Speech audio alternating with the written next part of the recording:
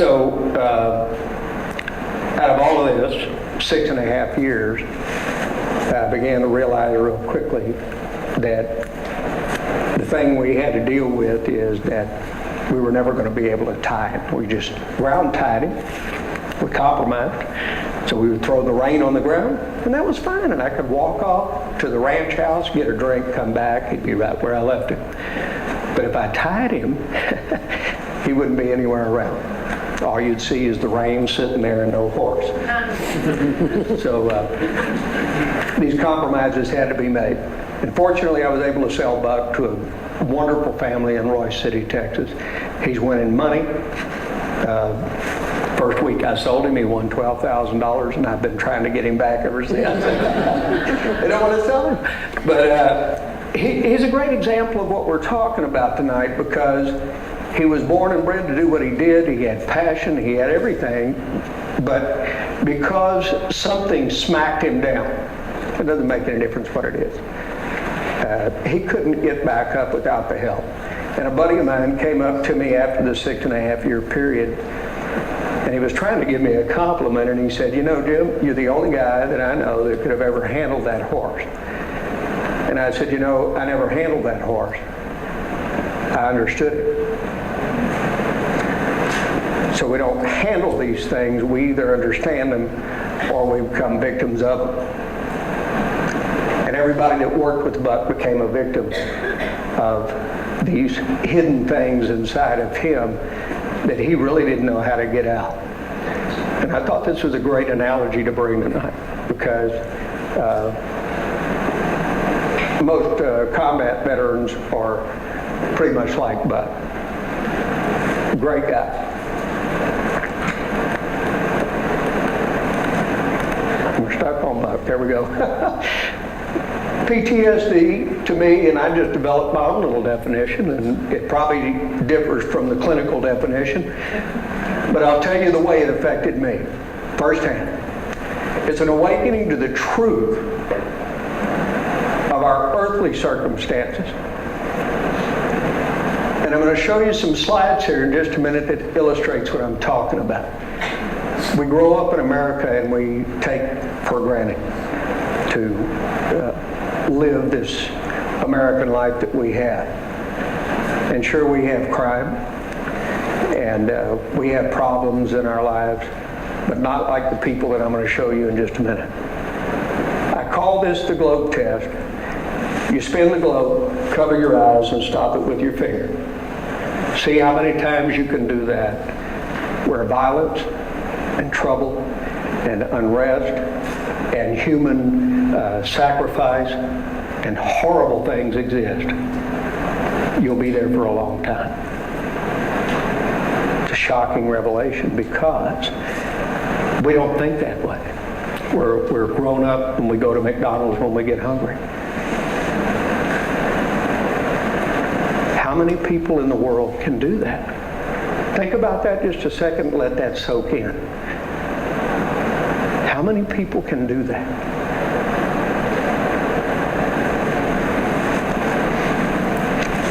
Our earthly circumstances versus childhood beliefs. So we're brought up to believe about Santa Claus, the Easter Bunny, and all that. And our religion, the base, all of these things, our parents, our mom and dad, these form who we are in our young life, and they tell us what we are and our jobs and our goals in our life and what we're going to do. And they excite us about the future. But sometime we have to stop believing that Santa Claus is real and the Easter Bunny. And in combat, your very foundations, your religious bulwark that you hold on to and you're taught all of your life becomes shattered, scattered, and in a million pieces. Where do you go from that? Where do you find solace and peace? And I love the title of this event, because the trauma of peace is deafening to me. It speaks very loudly. Reality, versus Norman Rockwell. This is the Hauenstein.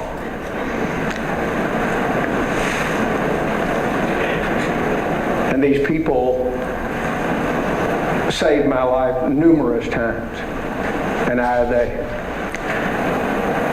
These are some of the bravest combat soldiers that you will ever hear about in your life, because they became the secret army. Most of you are probably familiar with the fact that the United States government still involves the fact that we were in Cambodia and Laos. We were there. And one of the ladies in my former presentation in 2006 brought some letters from her husband, and one of those letters were very powerful, and it said to her, "You will be the first woman on your block to know that your husband is in Laos." That night, she watched Walter Cronkite on TV assuring the American public that there were no ground troops in Vietnam and Laos at that time. The Hmong were the secret army. They were Laotians that were sympathetic with freedom and the principles that we espoused to the world. And they risked life and limb to help us. And today, while we're all sitting here in the peace and sanctity of this beautiful facility, they're being hunted down and murdered by the bushel loads. This is the Hmong. And if you'll notice, they don't look like our U.S. military fighting men today because they're ragtag, their uniform, their weapons, whatever they can find off of a dead body, they use.